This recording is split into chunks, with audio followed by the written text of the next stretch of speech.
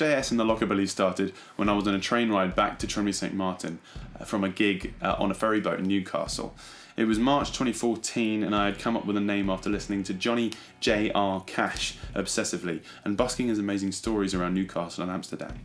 On the train I called an old friend who I hadn't seen in too long, James Hicks. I needed a drummer and I needed the best. Funnily enough, after seeing the Phil Jackson rock and roll band, Hicks was hankering to start a 50s band for his parents' up and coming party.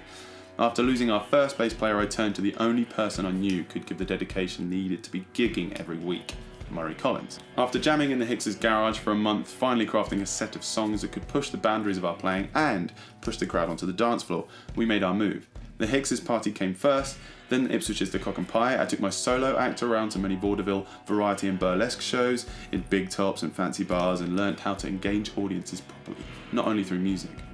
I then officially launched the band at the Manor Ballroom, Ipswich. We staged a filming of our full live set, which is still available on our YouTube.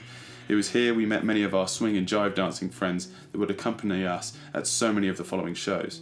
This was our first example of what we could bring to events, and it is still used today by new couples and venues alike when considering us for their shindig. Halloween of 2014 saw us joining the Swan in Ipswich, dressed as Dracula, the Mummy Murray, and Wolfman. We started up as their monthly house band and would continue this for 4 consecutive and goddamn beautiful Halloweens, 2014, 2015, 2016, and 2017. Moreover, that same spooky night of 2014, a mystical man came and visited us with his then girlfriend and watched us play. He turned out to be a mysterious multi-instrumentalist by the name of Rich Webb. Not long after meeting the Webbs through Hicks, James started gushing about how much having Rich on his recording projects helped to fill out their sound, as well as bringing the convenience of many instruments in one man. So with a little bit of bribery, Rich was ours.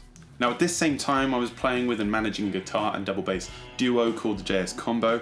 I won't go into details, but I'll just say we aren't and won't be a thing anymore. After losing a double bass player and a significant amount of paying gigs in the spring of 2015, I was determined not to be beaten.